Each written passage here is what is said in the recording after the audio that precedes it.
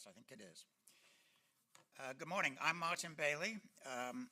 In my glory days at Brookings, I used to have a person who would write notes for me, introductory notes for me. That is past. So if I stumble a little bit, bear with me. I'm Martin Bailey, a senior fellow here at Brookings, and it's a pleasure to welcome everyone to this event. Overtime and working longer, well, as a longer title. I have not actually been part of this today's project, but I'm going to mention that together with Ben Harris, who's now at the Treasury, we ran a project here at Brookings on retirement policy, and I do want to plug that we have a book on that coming out December 1st, also at Oxford Press.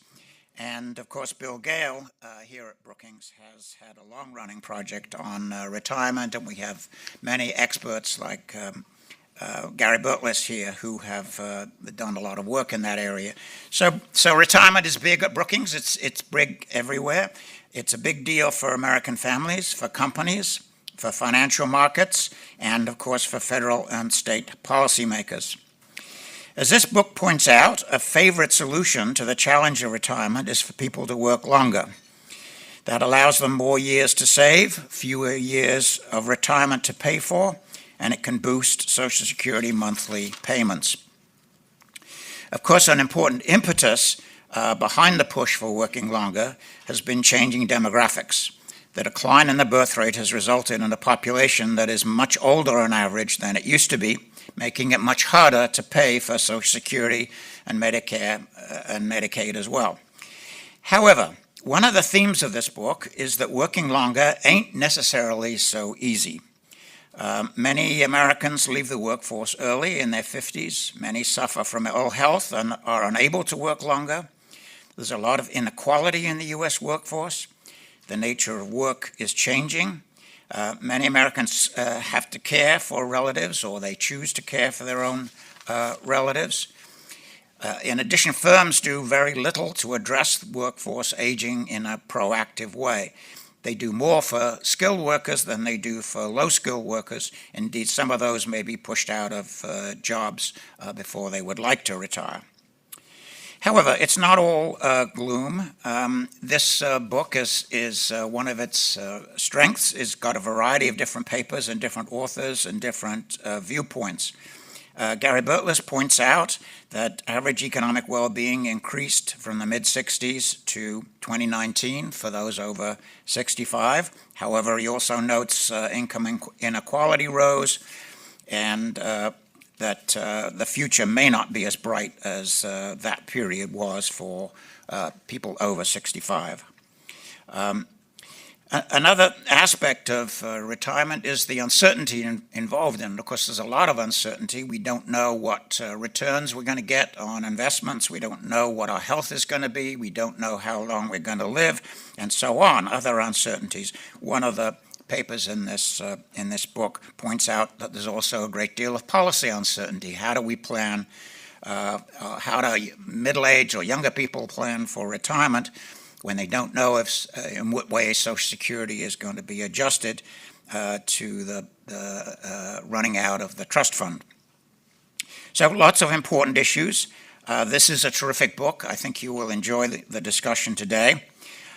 Before I leave, I want to introduce our next speaker, who is Deborah Whitman, and someone who was also a keynote speaker at one of the events in Ben Harris and my project, and so it's great to have her here again.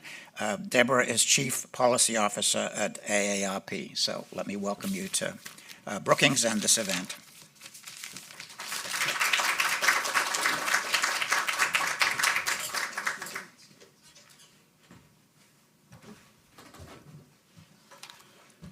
Thanks, Martin, and morning, everyone. The day before Thanksgiving in 2019, I was invited to present to the leaders of the OECD Global Strategy Group in a session called Aging Societies, Responding to the Challenges, Harnessing the Opportunities. I told them that I agreed that it was important to harness the capacity of older workers to help grow their economies, as they so often called for in their policies and papers. But I saved most of my time to explain that simply forcing people to work longer by raising retirement ages or cutting back on social services just wasn't enough. I shared what I thought were some basic facts. Many older workers left the labor force due to health, the physical demands of their work, or caregiving.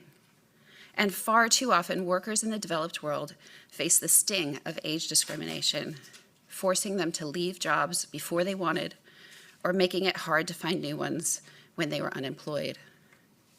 This seemed like new news.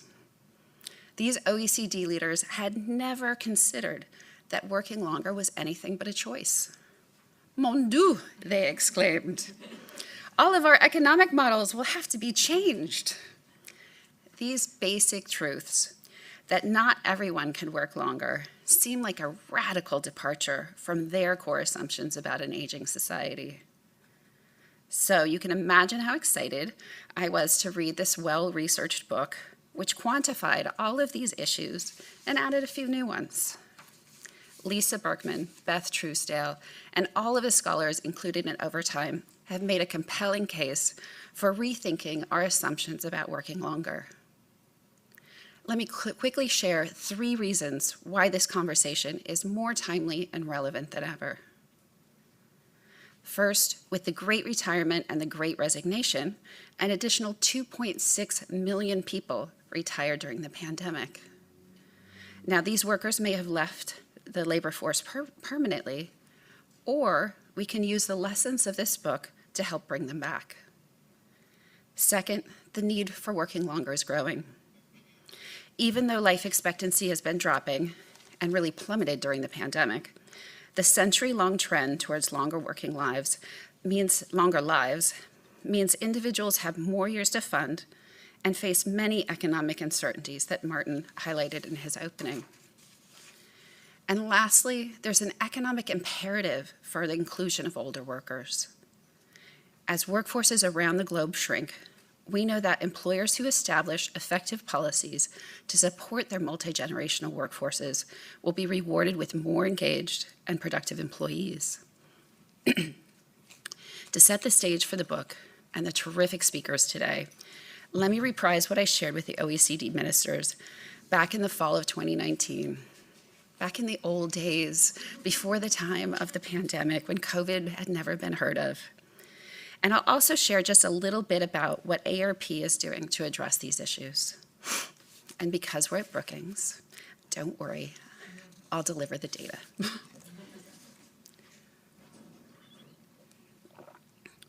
The benefits of working longer are easy to see. In fact, many people want and need to work longer. Many people want to work longer because they value the social connections and the sense of purpose the work provides them. And evidence is emerging that working improves people's physical and even cognitive health. One study found that working until age 67 slowed the pace of cognitive decline by more than 30%. And that was particularly true for work that's mentally stimulating, like analysis and problem solving. But many other people work because they need to. Early retirement can be costly. And the longer you work, the less you draw on your savings, if you have any, and the higher your Social Security benefit will be. Claiming your Social Security benefit at the early age of 62 instead of waiting till 67 cuts your benefits by almost 30% for the rest of your life. But for some people, claiming early is their only option. Many people lack nest eggs, and many people don't even have emergency funds.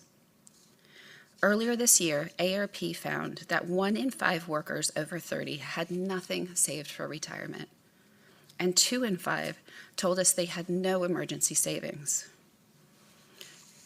But it's not easy to live on Social Security. I was particularly struck reading about the struggles of older hospitality workers in the chapter in Overtime by Mary Gatta and Jessica Horning, appropriately titled, "Dying with Your Boots On." They calculated that the retired minimum wage workers receiving Social Security would still have to work 30 hours a week just to afford their basic necessities. So the assumption that everybody has the ability to work longer is a given in many policy circles, not just at the OECD. I've been in many conversations that assumed working longer was the solution for retirement security and the fiscal challenges of aging society. And maybe that's because the District of Columbia actually has the highest average retirement age of any state in the country. Maybe. In fact, nearly every commission on Social Security has recommended raising the retirement age as part of a solvency solution. But this book adds an important caveat to the policy debate.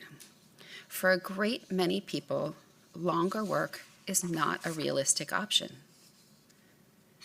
Wanting to work and needing to work are often not enough. Many people simply cannot work into their late 60s and 70s. Changes in technology and industries, local labor markets, and the overall economy all can affect whether a mature worker gets a job. But let me share 4 areas that are particular barriers to working longer. First, joblessness is actually very common for older workers who find themselves unemployed decades before they plan to. My friend Rich Johnson at the Urban Institute studied workers in their early 50s for over 24 years, and he found that more than half of adults in their 50s who were employed full-time lost their jobs involuntarily at least once, and only 1 in 10 of those ever made up their previous salaries if they did get a new job. And we know when older workers lose their job, it takes them much, much longer to find a new one. Second, age discrimination is pervasive, making it hard to find a job, keep a job, or advance in your career. More than 3/4 of older workers have seen or experienced age discrimination in the workplace, and those numbers are up during the pandemic.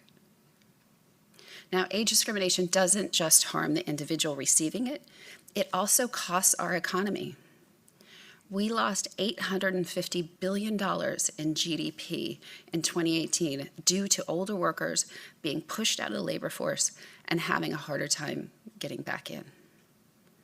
That's talent we just can't afford to waste. Third, caregiving for an adult family member or friend often forces people to cut back their working hours or quit altogether. Out of more than 50 million family caregivers in America, 6 out of 10 are holding on to paid jobs. And like age discrimination, caregiving is mostly shouldered by women. The need for caregivers is only going to increase in the future as the number of people over 80, who are the most likely to need help, rises dramatically. Finally, poor health and tough work knocks many people out of the workforce. The incidence of work-limiting health conditions and disability rises as we age, and many people stop working because they're not physically able to continue. Working longer is easier for those of us who sit behind a desk, but it is much harder if you have to stand on your feet all day or do heavy lifting. Years of physically demanding work can break down bodies and increase the chance of a permanent disability. And although many people think arduous work is on the decline in America, physically demanding work has become more prevalent in recent years for older workers with less education, especially with the rise in warehouse work and the increased need for home health care. Now, we shouldn't have this conversation without talking about the important issues of equity. Age discrimination combines with racism and sexism so that older people of color and women are the most likely to report that they have faced age discrimination in the workplace. People with limited education and skills are more likely to have physically demanding jobs. And disadvantaged communities, including many people of color, face greater health challenges, less access to care, and have higher rates of unemployment overall. And the expectations of working longer isn't always fair to groups who have much shorter life expectancies. The numbers that came out a few weeks ago, which take the pandemic's devastating impact into account, found that life expectancy for Native Americans is only 65. meaning more than half will never reach the current Social Security retirement age of 67. So what needs to change? To begin, we need to start on the demand side. Businesses need to understand the value of older workers, and there's really plenty of reasons that they should. Experienced workers bring maturity, stability, and institutional knowledge to their organizations. Older workers also offer insights into the increasingly age-diverse marketplace we call the longevity economy. In 2019, consumers over age 50 contributed about 40% of GDP in this country. And that longevity economy is going to triple by the middle of the century. Finally, work teams that include different generations have superior performance, according to the OECD. So there's a real business case to be made for embracing our multi-generational workforce. At AARP, we're trying to educate employers about the benefits of supporting older workers. We're working with the OECD, the World Economic Forum, and more than 70 global employers to get the word out. We call the project Living, Learning, Earning Longer. And through this collaborative, we've encouraged employers to take a variety of practical steps. Here's my top 5 things that employers can do. First, they can accommodate people's health challenges throughout their working lives. They can support working caregivers by providing flexible scheduling and paid leave. They can make training and development opportunities available for all workers, no matter their age. They can use age-blind hiring practices. And they can include age diversity as part of their diversity, equity, and inclusion strategies. But this project is just a beginning. There are many other ways that we at AARP have been trying to address these issues. We work to make sure that people are financially secure whenever they retire.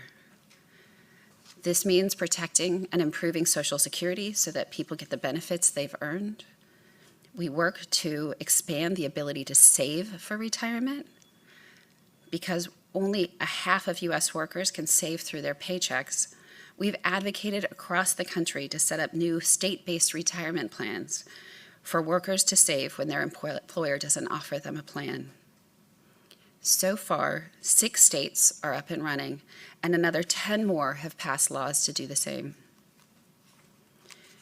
We are partnering to develop new solutions for helping workers who have physically demanding jobs or have work-limiting health conditions but don't qualify for Social Security disability.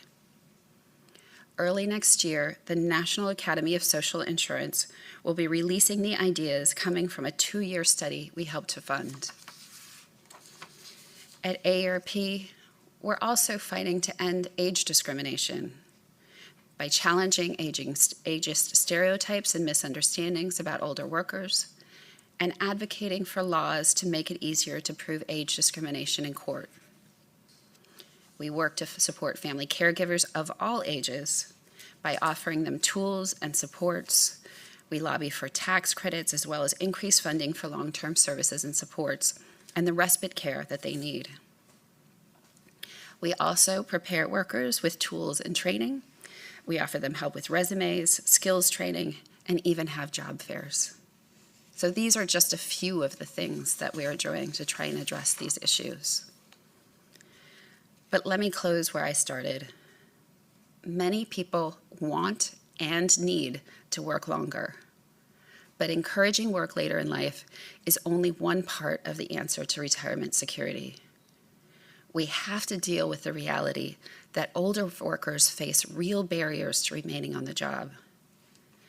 We need to talk more about solutions, and we need to focus on equity and take a life course approach that also considers the issues of health and education and social support, really all of the social determinants of health, which can affect whether an individual remains in the workforce. Researchers, policy wonks, and advocates have a lot of work to do, but this book is a really great start. Thank you all for having me today.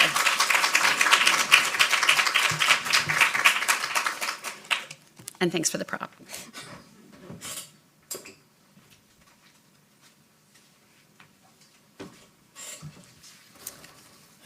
It's such a pleasure to be here. I'm Beth Truesdale, one of the co-editors of this volume. And what I want to do in about the next 7 or 8 minutes is just give you a little bit of an introduction to why we thought we needed this book and a few of the things that we found out when we did. So I think it's no surprise to anybody here, no secret, that population aging profoundly affects the future of work and retirement. The U.S. is in some sense at a crossroads in the way that it's going to deal with an aging workforce and an aging population. Americans live longer on average than they did 50 years ago. People who live longer are going to need income for more years of life. So the critical question is, okay, where's that money going to come from? Well, as you know, employer pensions and private savings are frequently not enough. Social insurance programs like Social Security are strained. And so working longer, as you've heard, has become really the standard policy response to population aging. Not only in the US, but elsewhere in the wealthy world, most rich nations have raised the state pension age. Here in the US, the Social Security full retirement age is in the process of rising from 65 to 67, and you don't get your maximum benefits unless you can wait to claim till age 70. So the working longer proposition fundamentally assumes that most Americans can indeed delay retirement if they just choose to do so, if they can be persuaded to do so. And there are some reasons to think that this might be the case, that many people could work longer. Some positive average trends. On average, people are living not only longer, they're living healthier lives at older ages than they were, say, 50 years ago. They have, on average, more education. That might open up different kinds of job possibilities. And on average, work is less physically demanding than it was decades ago. But as Deb said, we need to look at the inequalities as well as the averages. Inequalities are all over the working longer story. And what we really came to realize is we need to be asking the question, who's left behind? And the reality is that delayed retirement is not feasible for everyone. And so if we promote longer working lives as really the only solution, then that's going to leave behind those who struggle to maintain paid employment into their mid-60s or beyond. Some of the key reasons that you'll find out about in the book are unstable employment, caregiving responsibilities for both older and younger generations, poor health, age discrimination, troubled local labor markets, and the effects of unexpected shocks like COVID or climate change. But it's also important to look at the broader context. Retirement security is a systemic problem as well as an individual one. And so part of what the book does is it also looks at some of these broader contexts. During the past 4 decades, we've seen rising income inequality, diminishing worker voice, Social Security funding in need of updating that it hasn't had, and overall an increased shift of economic risk from government and business onto families and individuals. So what this book aims to do is to explore these problems that are facing us and also to look at some of the potential solutions.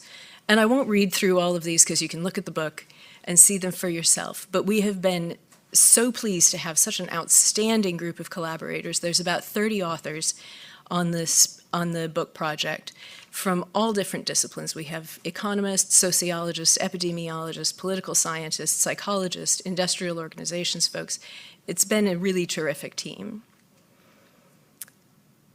Those are some of the chapters. Those are some more of the chapters. So I hope you will enjoy them as you look at the book. What I want to do now is to share about 4 things that we learned, 4 takeaways from the book. And first of all, I want to share a story from the chapter by Mary Gatta and Jessica Horning, which Deb also mentioned. This is based on qualitative research with restaurant workers. And I'm particularly struck by the story of Jim, who's a Pennsylvania waiter in his late 50s. And Jim says restaurant work is a young man's game. It's hard to keep up with the physical demands.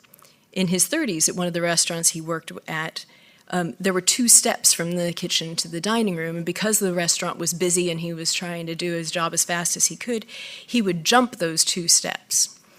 And all those years of jumping have, years later, left him with a chronic Achilles heel injury. So Jim says, "I'm coming up on 60 years old. I don't know how much longer I can do my job. At my restaurant, everything is refillable. Bread, soda, soup, salad, pasta, it's like whack-a-mole. I just run my entire shift." So when we look at why Americans retire early, these are some of the reasons. Another one that we want to highlight is that jobs rarely accommodate the caregiving responsibilities that so many Americans have. In the chapter in the book by Sean Falla and Kathleen McGarry, which discusses caregiving and its impact on people's labor force participation, especially women, this astonishing statistic that sometime during their 50s, about a third of women in the US provide intensive caregiving to parents or parents-in-law. And this is not just like running errands for mom. This is helping with eating, bathing, dressing, the sorts of things that are very hard to schedule around work and other commitments. One of the interesting things, too, as you see in this graph, is that this is an instance in which education is not protective. There are actually a higher percentage of highly educated women providing care to parents and parents-in-law than lower educated women. And that's because higher educated women are more likely to have living parents than are women with less education. If you only remember one graph, remember this one.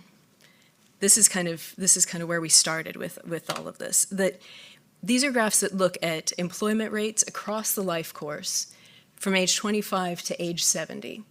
For men on the left, for women on the right, and broken down by educational level. So college graduates on the top, high school diploma in the middle, and people with less than a high school degree in the bottom line.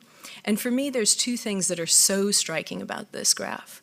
One is that you see the very large inequalities in employment rates between these educational groups all across the life course.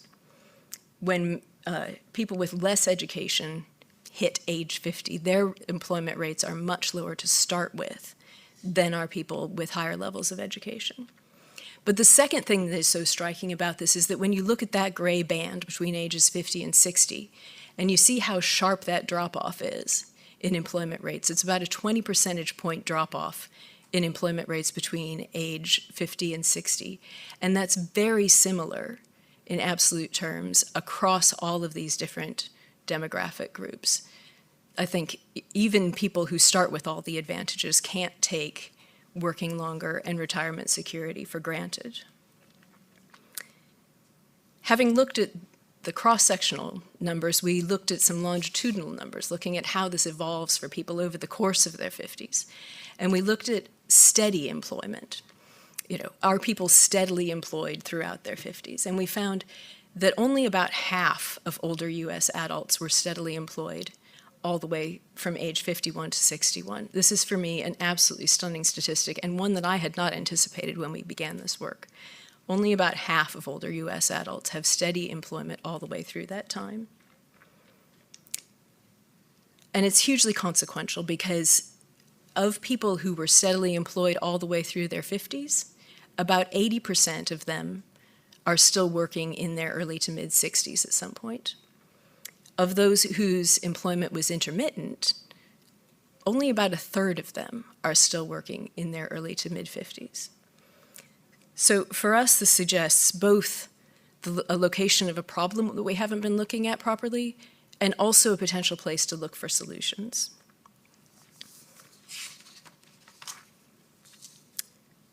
I think part of what I have learned during this is that focusing on delayed retirement as the idea of, encouraging people to get from 65 to 67 or from 67 to 70, that misses a major part of the story. It misses the part of the story that begins a decade or more earlier in people's lives. And for most people, leaving paid employment in their 50s just means they have less to live on as they age. As we think about the conclusions that we've come to draw from this, demographic changes, the aging population, this is baked in, this is inevitable, it's happening. but the policy responses that we make to it are a choice.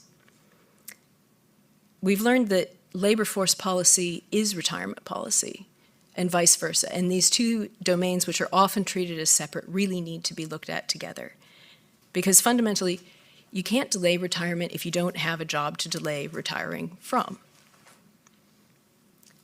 Second, the social inequalities in work and retirement and all the issues around this are very large, but the problems are widespread. Even people who come into this with all the advantages may face a health shock, a dismissal from a job, the need to care for loved ones. And the solutions need to be widespread too.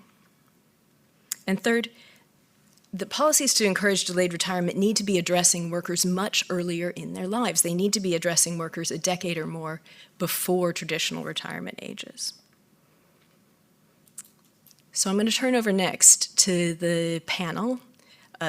My co-editor, Lisa Berkman, is going to lead the panel and let her introduce our panelists, who will, I think, have many interesting things to say about their experiences and what they know about this.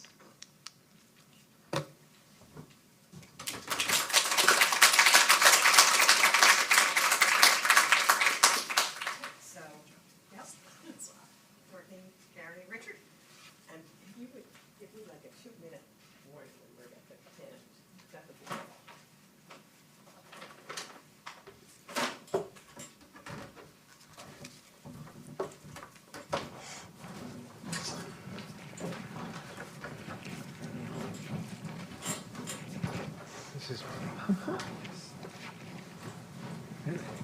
This is a real ode to wonderful organization on the part of you all to hear as everybody is seated well. I want to say how much I enjoy being here today and how important it is. I'm Lisa Berkman. I'm a professor at Harvard, and I'm going to have Gary Burtless, Courtney Coyle, and Richard Freeman here all talk about chapters in the book that they've worked on and some general issues. We could have chosen 10 other people as authors, and many of them are in the room today.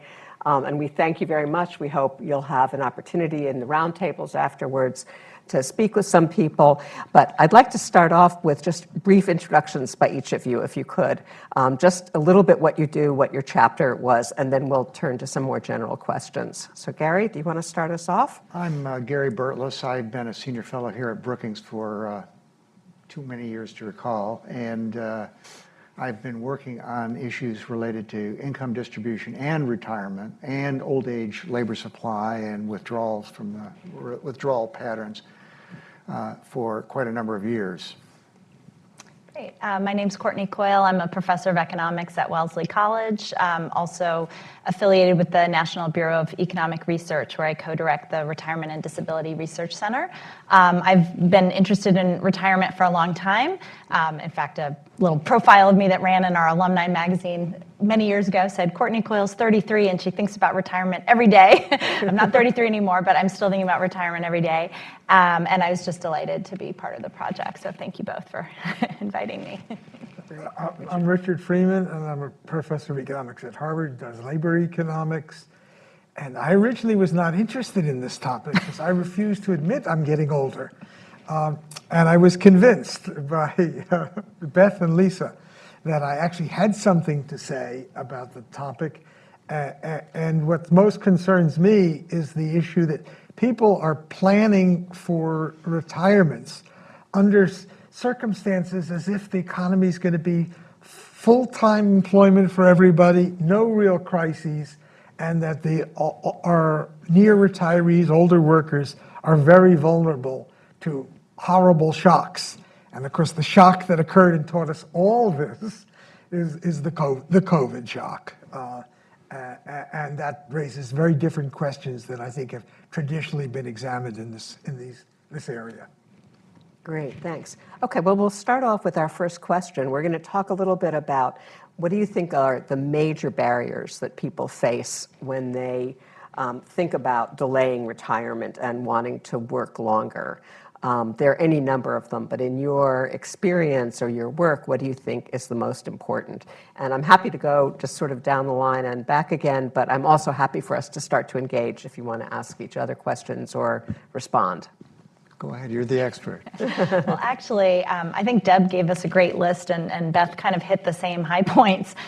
When I think about important barriers to people's ability to work longer, the topics that come to the top of my mind are poor health, poor labor market prospects, and increasingly caregiving demands. So unfortunately, it's a lot easier to just name that list than to come up with solutions to each of those, although I think Deb gave us, again, a sort of inspired list of places to get started. I'm happy to elaborate on any of those, but I'm curious if anyone has, wants to add. I just would say, what I take away from this project is that the working longer covers perhaps half of the workforce, and we have no real policies for the other half. And the other half consists of the blue-collar people whose bodies get worn down, people who face diseases that unexpected in the COVID kind of situation, and the caretakers that you mentioned. If I'm a healthy woman and it's my parents who get ill, or my husband gets ill, boy, a lot of burden falls on the women. So I would just say this policy only holds for half of the workforce, and we have grievously ignored the other half. Well, while I was listening to the discussion, it occurred to me that there's a feature of human life that is very hard to debate, and that is that the older we get, the increased risk that we will be struck down by some disease, serious disease, perhaps long-lasting disease, or become injured and in a way that makes it impractical for us to continue our career, or only continue it if we have an accommodative employer. And this is a particular problem in a society where health insurance is still mainly provided through employment and with generous employer subsidies to make health insurance affordable to people. So that means that employers are placed in a position of having to consider when they're going to hire someone, when they're going to promote someone, when they're going to keep someone on the job and lay someone else off. They have to be cognizant of the fact, how much of a burden is this person going to represent for our health insurance program? So a really serious problem for the United States, not shared by many other rich countries, is the simple fact that disease is costly, injuries are costly, and an employer insurance plan is going to be left with bearing a lot of those costs. Of course, the families are going to be left with bearing a lot of the risks too. But this arrangement pushes employers to consider how expensive someone is when they hire them or when they dismiss them. And so it seems to me that one of the reforms that would help this particular problem is health insurance provided in such a way that it is not linked to employment. That's number one. Number two, a lot of the people that Beth pointed to that have either intermittent or no career earnings when they're in their 50s, Social Security is not going to be a very good remedy for those people because of the way it replaces some share of your lost earnings when you get old. If you haven't had earnings for a substantial part of your career, you cannot expect very much from a system that rests on that particular logic. So we do need to have, I think, a supplemental security income program that is much more linked to what modern costs are and hand out people's eligibility for that kind of benefit in a way that is more up to date than the system that we currently have. And finally, I would say, and I would agree, that there should be mandatory offers of participation in a workplace retirement plan for private employers. Almost all public employers already have this, but that is another issue for people who have a sustained career but do not accumulate any rights to retirement benefits in addition to Social Security. If I could just piggyback Yeah, on a yeah, couple yeah, of go those ahead. points real quick. So I completely agree with your first point about the disadvantage of setting up our healthcare system in such a way that health insurance is employer dependent. And I just wanted to sort of add a little grace note there that it's literally a matter of life and death. Some of the research that I've done with colleagues at Wellesley, Phil Levine and Robin McKnight, which you guys were kind enough to cite in the introduction, shows that when people experience late career employment shocks, job loss, so the kind of things that we've been talking about here, that is actually associated with shorter longevity, right? With earlier mortality. And so the mechanism that we point to in that research is it's the loss of income, but it's also the loss of health insurance and access to health care when people are in their late 50s and early 60s, a time when, as we all know, a lot of people are dealing with chronic conditions or new cancer diagnoses or things where timely access to health care is literally a matter of life and death. And to your last point about retirement savings, again, couldn't agree more. And we might point to the example of the UK, where they've implemented mandatory, the kind of thing, again, that Deb was talking about, that some US states have done, where all employers are required to have a kind of auto IRA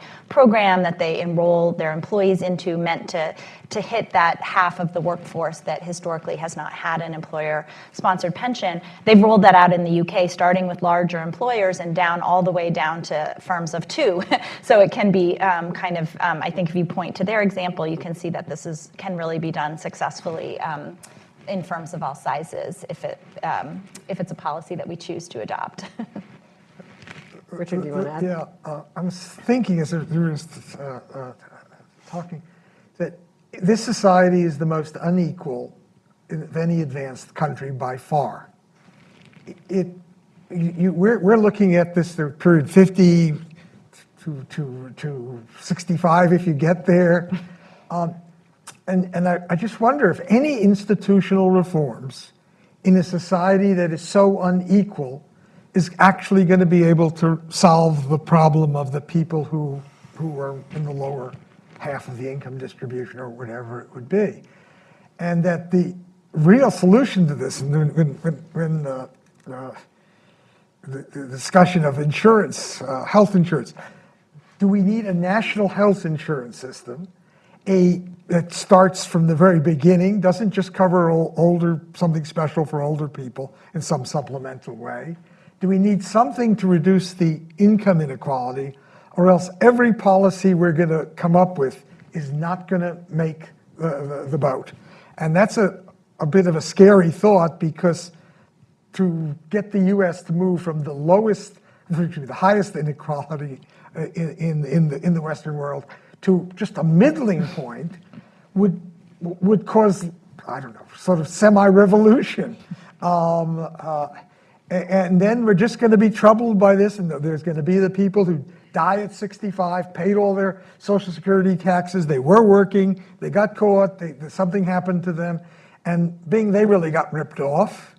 And then we got the people who couldn't work up to the period, they don't get any Social Security, and we're trying to get something to help their lives, which we should, but it's just not going to solve the problem until the whole national problem is solved. I think the issue of inequality is fundamental to all of this. I mean, I think it's probably what motivated the book as we started to look at the statistics in many ways, is that there's almost this cratering of the middle. You know, when you have such rising inequality with many people on the very wealthy end and a large number of people in the lower distribution, and almost this kind of crater volcano of people in the middle, that it's very hard to think about tackling the problem without fundamentally doing that. I really like that the discussion has focused on solutions. We're going to keep going that direction. I think one of the things that is so common in many of these reports is that as economists and social scientists and epidemiologists, we've gotten really good at describing the problem with acute, a lot of technical skill, and we've got it kind of nailed in terms of describing it. But thinking about what the solution is, somehow the ball gets passed, but it doesn't always get taken up. And so I don't mind at all that we conjecture here. And actually, Gary, when you mentioned the health insurance, I was thinking, for somebody in public health, that's so fundamental. And I think we actually underplayed that in the book. And in fact, it is clear clearly, an underlying fundamental issue for us to be thinking about. But if we think about if the policy goal is to make working longer a better option in midlife, that we recognize, as Beth showed, that the issue is to keep people, and it may be part of the answer to the inequality issue as well, as the idea is to be able to enable people in their 40s and 50s and early 60s to be working at jobs. And we'll talk about later, or I'll talk later about what good jobs are, what fair jobs are. Like, what are some of the options that we have that you can think about that would enable Americans to stay in the labor force? Like, what do you think are the key elements that go into that? I would say for the 40, 50-year-old physical laborers or people, it's got to be better technology. That we need to do some serious R&D about how to make the jobs of these people easier. And that's not what technology is necessarily all about. Right now, the technology is what makes the most profitable things. Some of those things do help people. Having a big machine that you can just sit, or that you could run it even from your house, a construction machine of some kind. That's possible and maybe profitable and good. But I would be for encouraging a whole set of technologies. And we also do some technology things on disabled people. We do try to get it more I think, tuned at younger people. So a disabled person can indeed contribute to society, have a job, and make a reasonable living. But more money to go to that, and around some goal that we want to make these jobs better for people. So your goal is, or your hypothesis is, that technology will enable people to work, not drive people out of the labor force, which is part of the flip coin of this. Yes. Other thoughts? A number of years ago, in a book that I helped edit, Martin Bailey did research on what proportion of jobs have heavy physical requirements, and over the long haul, over a very lengthy period of time, the proportion of such jobs has declined. It's not disappeared. We still clearly have a lot of jobs that require physical effort and so forth. But the trend has been toward requiring less. But my impression from reading a lot of my colleagues who study working longer is that the intellectual demands of jobs have tended to rise, and that has adversely affected the employment prospects of people with less schooling, less skill, less intellectual capacity to deal with complicated kinds of jobs. And so we have at the same time, a set of trends that is making it easier for people to work with less effort, but on the other hand, harder for them to work if they have less skills to address that work. So what can we do about that? I don't know, but it seems to me that a lot of the solutions that we look for, or we have to look for people who are not going to enjoy improvements in their living standards as a result of overall technical progress, is to make something like a guaranteed income, which is what the supplemental security program is supposed to do for the disabled and for the aged. But that program just unfortunately has not been re-examined very much over the last 40 years, and the result is that the eligibility standards to get benefits under the program are keeping many people who probably need help from getting that kind of help. You can't expect a program like Social Security that is aimed at replacing a generous proportion of your earned income for low earners to provide generous income protection for people who have very low earnings, because 80% or 85% of a very low salary or average salary is not going to be a very good standard of living in old age. That's very helpful. Both of those are good ideas. Courtney, do you Well, have I was thoughts going to about say this? my own inclination would be to take the conversation a little bit of a different direction, talk a little bit about age discrimination. But I was going to ask, if you don't mind me turning to you, I really loved the policy chapter that you all wrote at the end of the book. I mean, I was thinking anytime I'm at a thing where I need to talk about policy stuff, I'm just going to reread this chapter. And there's a lot of really great stuff in here. And one of the themes was about just promoting good jobs that are good for older workers or good for younger workers. And I think that's a lot of the answer. So if it's okay, would you remind us of some, for the people who haven't seen the chapter, some of the bullets of what's a good job, and then I'd be happy to. Sure. I can go into it a little bit now. I'm actually planning on going to do it at the end, because it is sort of, the way that we had sort of thought about this is that we would have the panel, we would sum this up, deal with some questions, and then end with potential solutions. But I do think a lot of the essence is good jobs. And the creation of good jobs. The one thing that I would push back a little bit is, or have some more discussion about, is about the technology. Because we have a project currently now with Erin Kelly at MIT, where she's leading this actually in warehouses. And one of the issues is not so much that it's really heavy labor of lifting. It's not like physically labor, but the timing and the pace and the pressure of it is quite demanding. It makes a very, very demanding job. It's the hours of the job. But in this case, technology is half a friend and half an enemy. So for workers, I think that's how they that's what the perspective is. And I wonder, there is a monitoring system and an expectation, and the original concept of job demands actually had to do with pacing on a floor, as there was, kind of widgets coming out, and whether somebody could pull the whistle and stop the machine and make it flow, or whether they could control the pace of work. And I think part of what happens with technology now is that it has the potential to make the pace of work very challenging and make it physically demanding when it's not actually it's not lifting. It's not like from taking cars off boats to containerization, which actually was a very good technology, right, and made jobs much easier. It's something that has a mix. It has a mix to it. And so I guess I wonder what your thoughts are about this technology a little bit more in terms of both the risks, the upside and the downside. I guess that's kind of the reality that I'm wondering about. There's an interesting shift in some of the robotic stuff that, when you just phrased it about some of the issues, maybe what I'm going to say may not be right. But I would have said before I heard your comments that they have what they call them cobots, which are much more like tools that a worker uses. They're not a big, giant physical thing, which also endangers people's, because if it goes wrong, it can fall on somebody or whatever.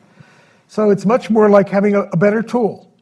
And now you're a blue-collar person, and you want to work with better tools. You control the tool, and so that's the push on the cobots. They've been growing quite a bit because it turns out workers prefer that to some big machine that looks like it's replacing them, to having a tool that makes them more productive.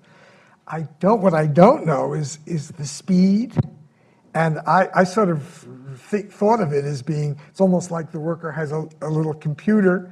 He's telling the arm or whatever it is, okay, bang this down n times, etc. And I thought that as being an easier job, but if it is that the speed requires that the worker be super attentive, and they're getting older, and they can't be as good a quote driver as somebody younger, their reflexes just aren't going. So I suppose we just have to look for the technologies that accentuate their reflexes, help them do an activity, as opposed to obviously replacing them. And I'm not sure now where the cobots stand. Yeah. No, but I think clearly enabling technologies have the capacity to be really helpful. Probably the issue is control and schedule control and controlling the pace of it. It's sort of who sets up the demand and the pace. in this. But I also think this issue of supplemental security is in some ways also really fundamental, that there are some ways in which not everybody will be able to be fully employed, and we still need a way to provide financial security for them. I mean, I think that probably is the common goal, so that's helpful. So let's turn for a minute to retirement policy. I mean, I think this is the way that most people approach the whole topic and don't even think about the jobs kind of side. So when you think more directly about improving retirement security, and you think about the solutions that are really promising, I think, Gary, you've started to mention some of them, and certainly, employer-based contributions apart from Social Security are key. But what are some of the things that you think of, both in terms of Social Security as well as other potential sources of retirement income and solutions for Americans? Well, one way to think about the objective is, if some portion of the population did work longer, it reduces the burden on the general population for supporting old age programs. So that is actually the mathematics of that is fairly clear. Now, the gains in the United States do not come automatically, because if people retire at older ages at the moment, anytime between 62 and 70, the fact of the matter is they receive a higher benefit that is approximately the same in value as what they've given up as a result of the delay. So there's very little net benefit for the Social Security system of people working later. There's a gain for the economy at large. There's a gain for the income tax system. The income tax system raises more revenue from earned income than it does from Social Security benefits. But it's not automatic. But for the general fiscal situation of the country, if we had a larger population employed between 60 and 70 or 72, that does lessen the burden of population aging compared with what it would be if everyone's retirement behavior were the same as we observed back in 1990, let's say. Since 1990, there has been a very sizable increase in the percentage of people past 62 that are working. That's true for men, even though if you look at men between ages of 25 and 54, so-called prime age men, participation rates, employment rates have declined over that period. But for men who are past 62, there have been sizable increases in employment rates, and the same has been true for women. So whatever it is, whatever the magic is that is pushing people in that direction, there's an important segment of the population that is working later, and I think it's good, and I think most of the people who are working longer think it's good. There's a notion that a lot of the people are working in salt mines, and if they could get out, that would make them happy. But that's not really what the statistics look like. The statistics look like it's well-educated people who presumably do have some choice. They don't need to retire later in life, but they welcome the opportunity, and they do work longer. The way we've reformed Social Security has increased the incentives to do that, because nowadays, if you wait until 70 to claim a Social Security pension, you're receiving a pension that is considerably bigger, like 80% bigger than it would be if you claimed it at the earliest claiming age, which is 62. So there's a real financial payoff to you, but there's this wider fiscal benefit that society has also gained from people working later in life. That's great. I think you pointed up to the importance of the heterogeneity of this. Yes. That there is not one size. Well, your chapter with Beth and Alexandra is the best one in making that heterogeneity plain to people who read the book and read your chapter. Well, thanks. But yeah, I think that was in some ways a surprise. Like we were shocked at how big the differences were. In some ways. Just to add on a few things. So, one thing that we can and should do, and maybe pointing to the chapter in the book that talks about how the the uncertainty that younger people and middle-aged people feel about the future of Social Security as this date of trust fund exhaustion draws ever closer, and Social Security does not quite seem to have made it to a front burner policy issue right at the moment, although it seems like that date must be coming soon, right? I mean, that it will be back on the front burner. That's for sure, right? I don't know what we'll do when it gets there, but that's of course you can have all these silly studies that say people, think it's more likely that we're going to have an alien invasion than they're going to receive Social Security benefits or something. None of us think that's true, but it does point to the fact that people have a lot of probably confusion and anxiety about this. So that's not changing the system, or I mean, it could be changing the system, but that's just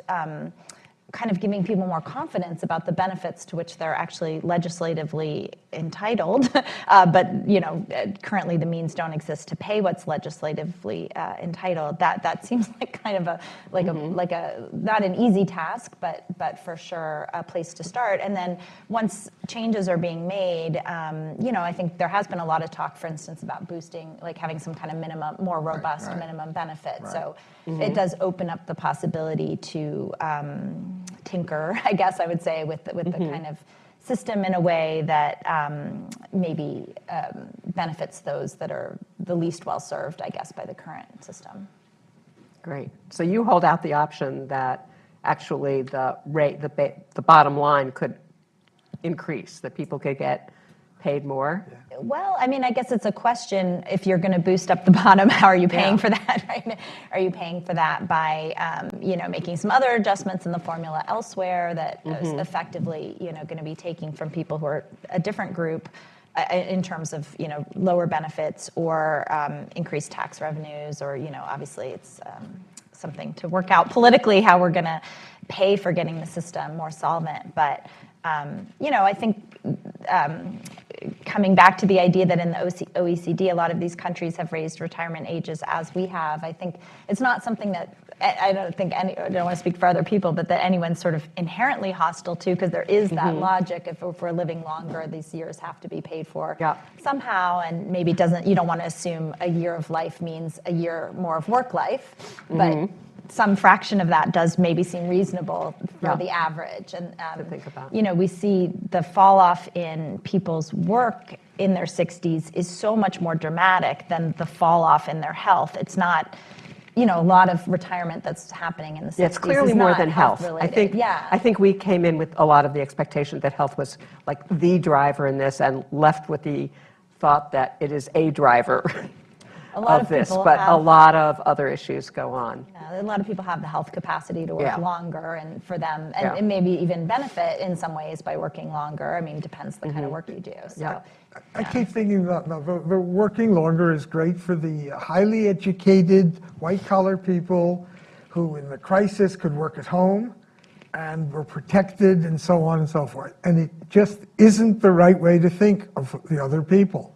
And the heterogeneity point is I think, critical. Imagine that we took a bunch of people, and we had somebody, your restaurant worker, okay, and we went back and we said, what could we do for this? What could we have done first, just historically, for this worker so he would have a reasonable retirement, period? And then it is the minimum thing that she said. And I think it's got to be taxes on wealthy people, excuse me. Maybe taxes on capital, excuse me. Because if it's going to be taxes on equally poor younger people, you're not solving the problem. And what I was thinking of, and I wish I'd thought of this while the research was ongoing, but I didn't. Was somebody could do a serious simulation model of here's the heterogeneous people, and now let's take a few of these people out and take a look. What policy would make this guy better off? And it could be a policy in the 50s and in the 60s. Could have been a policy earlier on. Now think of a government that's more obtrusive than ours, so maybe it's got to be private organizations that do this. But if it was an all-seeing government, it could say, Okay, restaurant workers, you get to 40, no, you're gone. It's a young we do, I mean, in athletics, we of course allow people to go on as long as they want, but by age 40, they're almost all gone, and they look for something else. We don't have that kind of a message to people. Fine, do this manual stuff, and also the athletes, of course, get very high pay, and they don't have to worry about their retirement. But to think about it differently would be very helpful, because the heterogeneity is so important from everything in this book and all the research. So are you holding out the possibility of other jobs? I mean, one of the Yes. issues is that people really do experience more than one job in their lives. And even if they're trained to do one thing, even whether you're a car mechanic or a doctor, you need to get retrained to do something else. And athletes and certain people will wear out Yes. body parts and need to do So something what else. program would we have for the restaurant guy? At what point would we go to him, and we being the society, and said, look, this job is going to put you in the grave or in the hospital with your heel, or I thought his knees were going to go on when you and we think, and we can prove with some evidence, that that's going to be a big burden on the society, and you're going to have a miserable life. And so we want to do is offer you free, or we'll even pay you to be trained to go to another job. Then you could shift some of these people who are working longer, but they have to be trained or retrained. And I think the Danes do a lot of this with unemployed people, where you're unemployed. Now we offer you a training program for the kind of job that we think you can do, 'cause it's got to be personalized to you, and then that's the way we're going to move you along and switch the people from the half that cannot benefit from the working longer to people who could benefit. All right. Gary, you're taking notes. Do you have another comment? Well, the age discrimination is very tough to do anything about, because it's very, very tough to police the criteria that employers use to discharge workers or to hire workers. But it's worth reminding you, yes, there is age discrimination in hiring, and it's been, I think, richly confirmed in many, many randomized trials that show that this is a genuine phenomenon, that employers are less likely to call back job applicants who are older than job applicants who are younger, holding constant the qualifications they describe in their resumes. But there's something that's a little less mentioned in these kinds of talk, and that is what happens to people who gets fired. Now, you might assume that the people who get fired are going to be the older workers. I don't think that that's really borne out by the statistics on job turnover. And I think the reason is that along with your age comes your job tenure. So, and longer job tenure in the United States often gives you a presumption of you're going to keep your job if they have to lay off some people. So it is certainly the case that in the Great Recession, it took longer for people who were older to find new jobs, and age discrimination probably was a pretty good explanation for that. But they also were less likely to lose their jobs. They certainly saw a jump in how often they lost their jobs, but that jump was not the same as the jump that we saw among 20-year-old workers, 30-year-old workers, and 35-year-old workers. So they were somewhat protected by one of the institutions of employment in the United States, which is we tend to keep on people. If we're faced with a choice, we've got to reduce the staff by 10%, we tend to fire the people that were hired more recently because the firms feel like some loyalty to the most long-lived, most senior workers. That's very interesting. It also points out another area for work. So I'd like to, there were a lot of questions that were submitted to Brookings, and we don't have time to go through all of them, but there was an absolute cluster that circled around, like, what do other countries do better? Or what are some of the solutions that we might look at from other countries? So I wonder if we could spend a couple of minutes on that before we end the panel. Let me jump in and just off the top of my head, I mean, still on the age discrimination point, I think one thing would be to look at other countries' models there and see if there are stronger age discrimination protections.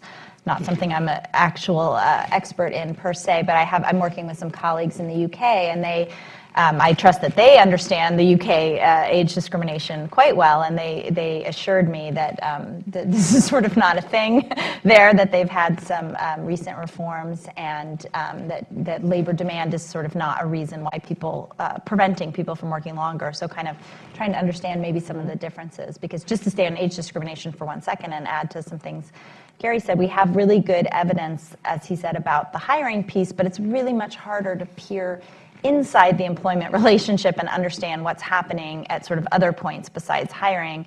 You know, we have workers very strongly believing that they're treated in ageist ways, and we have evidence of ageist stereotypes. So you have kind of like all these pieces that are strongly suggestive that there's ageist, and I'm not saying there isn't, but it's just much harder to get the kind of same compelling evidence that we have on the hiring. So anyways, I think that would be an interesting piece.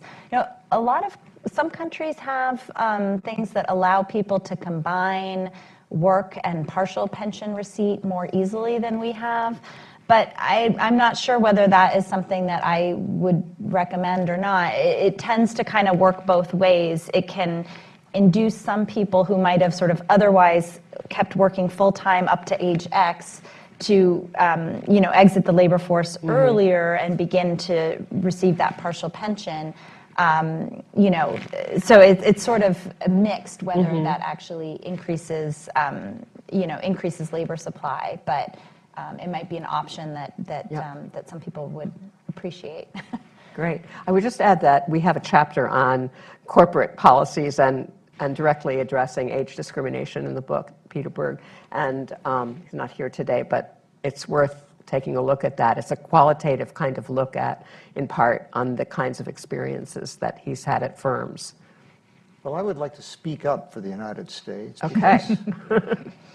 In this instance, I think the United States was the first country to reform its old age pension, the first rich country to reform its old age pension system, public system, to give people incentives to work until later in life. Before the 1983 amendments, really, the Social Security benefit formula was very anti-work after age 65, and some people would even claim it was anti-work from 62 to 65, but I would hesitate to say that. And what was special about 1983? Well, 1983 was the end of that was the end of the worst recession up to that time in the post-war era, not just in the United States, but also in Europe. And the European response to this great crisis, employment crisis, was to try to push their older workers out of the labor force, which they thought and hoped would open up more positions for young people to find employment. And of course, that would have been a very strange notion for the United States at the same time. So we had this terribly high unemployment rate, and we scheduled in changes in the system that greatly increased the payoff to delaying when you retire.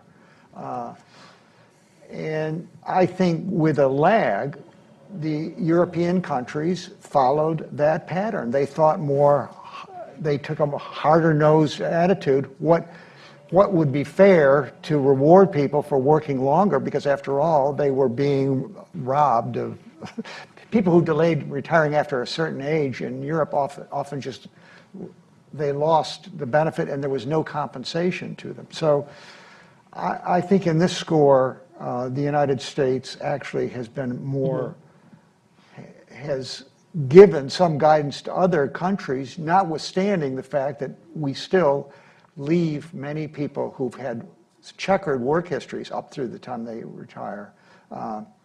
We leave them with very low living standards in old age. But in terms of the living standards of the elderly, versus the non-elderly, the United States actually ranks pretty well in terms of how well off are middle income older people. They're pretty well off in the United States. It's the notion that there's a lot of destitution. Look at the 1959 poverty statistics for the United States. Look at the 1969 or even 79 statistics about what the distribution of the elderly was compared to the non-elderly. Compared to those statistics, the elderly fare very well in the United States compared with non-aged households. It's certainly true that as Social Security grew over the 20th century, that's been Right. associated with a dramatic decrease in poverty, and child poverty is much a bigger issue than elderly poverty. I agree with everything that you said, that actually a lot of other countries have reformed their system to look more like ours. It did occur to me one other little way in which we could maybe take a lesson from some other countries. As I was speaking before about the challenge of dealing with the solvency issues and kind of the tendency of politicians to kick that can down the road, a couple of countries, Sweden and Germany come to mind, have made, when they did a reform to their system, they did it in such a way that they're built-in adjustments that happen automatically going forward as life expectancy changes or as the solvency of the system changes. I mean, obviously you have to think carefully about what those adjustment mechanisms are, because it could be that you've agreed to a formula that's going to kind of like make the benefit, really dwindle over time or something. Mm-hmm. But the idea of kind of doing the painful thing once and then kind of having it adjust automatically rather than kind of having politicians need to come back. Because when the 1983 amendments were passed, the system was going to be balanced for 75 years, but we're almost 40 years past that, and now we're into a window where the system isn't balanced. So that's just to get around some of the political challenge of coming back. Those points are both true and well taken. Yeah. That's Oh, we great. do have national health insurance in the United States. I neglected to say, we have it for people who are 65 or older. Yes, yes. Absolutely. Okay, Richard. Yeah, I just think the value of these gradual changes is very important, and if you ask for the U.S., we've done reasonable there by allowing people to work a certain number of hours as part of and not lose their Social Security. Or even anything. Yeah. So in any policy thing, to make a 0-1 is sharp and painful, and it's always better to do something that is more gradual, and if it's built in, as part of the process, and then it turns out the world has changed in a tremendous way. It's again better to make gradual changes than to suddenly tell people, nope, we're going a completely different direction. So, and I'm not sure how politically, what it is, because then you're turning things over to the statistics and to the agencies, their expertise, and you're saying, okay, you guys make the decisions within this bound of possibility. But that, I think almost any economist would say, that's a better way to make policy than jumpy policies. Excellent. Okay, well, thank you all. I want to close our panel now, but thank you for a really stimulating discussion, and I would say a not hopeless one, that often these discussions start and end in a rather dismal way, even for an economist. And in this case, I think we are pointing to lots of potential solutions and lots of common ground, I think, of understanding where solutions lie. So I thank you very much, and I thought at this point I would step up and just talk a little bit about policy solutions and sort of the end of the chapter, which Courtney so nicely and unplantedly led off with. So thank you very much.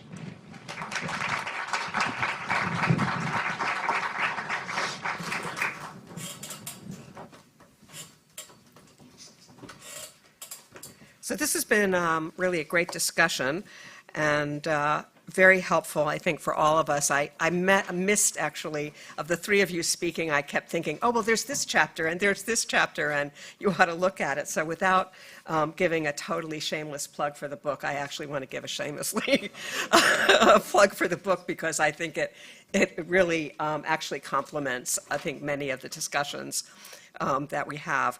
But I want to close a little bit with a discussion of policy options. And I want to say at the beginning that we had a long talk about whether we should have a chapter about policy at the end, that often these books end with a lot of really good detail, and I said a lot of description that's quite accurate and really leads you towards understanding what the problem is, but not so many solutions. So Beth and I got together and we actually started to think about how to shape this policy chapter. And we went through a couple of things about whether it should be a consensus of all the authors or not. And we actually decided that this wouldn't represent a consensus, that we want to acknowledge that there was a real diversity and wonderful conversation throughout this book that made it one of the most stimulating experiences that I've had. Like, it's just wonderful to disagree with the folks around the table as we were doing these chapters. I also want to say we have a lot of common ground. It's not like we had huge disagreements about this. I would say we agree almost unanimously about what the problem is. And I think it's really fair to say that there's a lot of really good discussion about what the solutions are, that nobody exactly knows what the solutions are. Excuse me. So what we've tried to do is really take a crack at what we think are some possible solutions, understanding that we've done this based on the best evidence that's out there. Sometimes we did it quite systematically. Sometimes it's not as systematic, and we've just taken what's out there. And we want to acknowledge that there's real diversity here. But one of the things that is really clear, and we'll end with the retirement, but I want to say that the surprise of the book has been that really, as Beth said in the beginning, that labor policy is retirement policy, that often these things sit in two different worlds with two different people, sets of people. Like, this is the group that does retirement, this is the group that are like labor economists looking at jobs, and they don't really get together to talk about how we can come up with a solution. And so fundamental to understanding how people can work longer in the United States is to understand what a good job is and to create more good jobs. And this, I think, at this time and in this place in American history, has to be both a private and a public sector responsibility, that corporations are essential to join in and understand this. And in many ways, since a lot of my job during the day these days is actually working on the corporate side, looking at how businesses can have workplace redesign, is that often this turns out to be better for the bottom line. I don't think it will unilaterally be better for the bottom line. I don't think that it's like absolutely said that there's still a role for, regulation and NIOSH and all the groups that have regulated places, but it is surprisingly congruent with good practices that lead to better productivity. So I want to say that often people throw out fair pay and benefits. We've talked about health insurance and retirement benefits as two of the essential things, and physically safe working environments as fundamental and basic. So we take that as a starting point. We don't dispute that. That's kind of given. But we want to say that there's more to a good job than these benefits. And as we've done work in this, and it's very collaborative work with Sloan School of Management at MIT and Erin Kelly in particular, we've come up with some dimensions of what creates good jobs that we think are really essential. And I want to talk about each of them a little bit. So control at work. So we've talked about this technology actually as both an up and a down. Having autonomy, task variety, and increasingly this understanding of schedule control turns out to be fundamental to what a good job is. When we talk about the COVID experience, often people talk about lack of schedule control as being one of the fundamental reasons that they left the labor force. Giving employee voice is another one. Paid leave is obviously an easy way that the public sector could have policies. If there were a national paid leave policy, that would be helpful in this regard. But even on the corporate side, there are many of these kinds of issues, especially schedule control. I want to say issues around overwork and underwork, precarity, very unclear schedules, or where you're just in time asked to leave, asked to come. Those things wreak havoc on workers and workers' families, and so schedule control has become very fundamental. The second area is working on taming excessive work demands. So reducing time pressure turns out also to be a very big thing at work. Just-in-time scheduling. We talked about the warehouses. Rapid pace of work is very hard, having long working hours. We've done research in a call center and IT industries that are global. And in those cases where people are, especially during the time they were working at home, this idea of being on 24/7, of never being off, or there's somebody awake in India and you're in the United States and they're on call and you're looking at emails and expected to respond quickly. This 24/7 kind of mentality is also a pervasive one. And so taming work demands is really important, and there are a number of ways to do it. One of them is actually on the resource side, which is giving people more resources. The other is actually reducing the demands and the expectations themselves. And when people talk about burnout in occupations, it often comes from this demand side, when the demand side is not sufficiently resourced to be able to do this. And third is improving social relationships at work. So often this was talked about originally as supervisor support. You know, you should have a boss who understands your situation, and supervisor support is really important. It's a narrow way of viewing all the social relationships that we have at work. And incredibly, as work has gone on in this area, and there's a lot of work on health, on the impact of social networks on health, on both conflict and social isolation on health, that those work relationships are increasingly important. So coworker relationships, building teamwork, especially for people who are maybe older workers or marginalized workers or underrepresented employees, turns out to be very important. And for all of the service industries in the world, which are growing, there's a recognition, including all of healthcare, that client and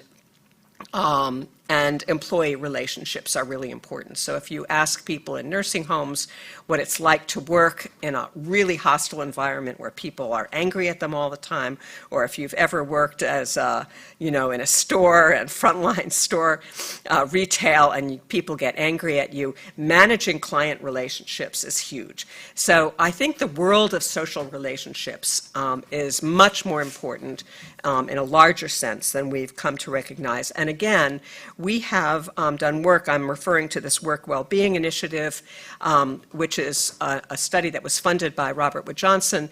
And in the end, we did a toolkit of best practices for employers, for corporate America, to look at. So if you wanted to look at, well, what do we know is the best design out there? Here are the studies that actually were randomized studies that were kind of effectiveness, and we could really evaluate. So these are the three things that I think are really important when we think about good jobs. And I just want to emphasize that good jobs are critical, obviously, but they're not enough.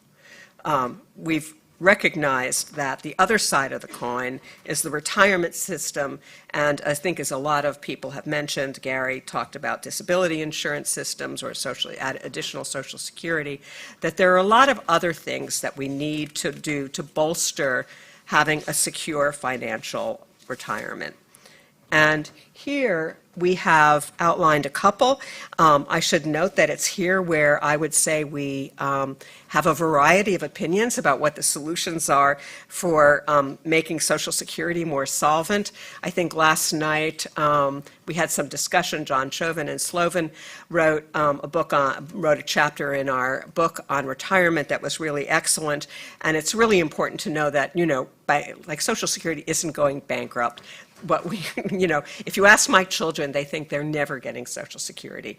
Like they're ill-informed, they don't, they go on some gut, but they think they will never get Social Security. And that what we really have is a solvency problem, and a solvency problem is a solvable problem if we turn our heads to it. So working longer has been, as Beth said in the beginning, the kind of gut reaction to how we can do that, and it's certainly a part of it. I think Gary is completely correct that a lot of people can work longer and should, and that goes a way towards doing it. We've also noted that there are other places, like you could increase revenues rather than stopping taxation or keeping the tax level equal for earners above $147,000. If you increase the taxation, you would actually make a huge dent in the solvency sort of issue. So if we had, if everybody paid the same amount, and not the wealthy stop paying the same amount on their earnings, that might also help. That would undoubtedly help Social Security. So we have a number of ways of helping to solve the Social Security solvency problem, other than just by making everybody work longer, like not doing it on the backs of people who are really unable to work longer. The other thing that actually came up was to create universal, automatic, and portable, I think is really key, retirement savings plans.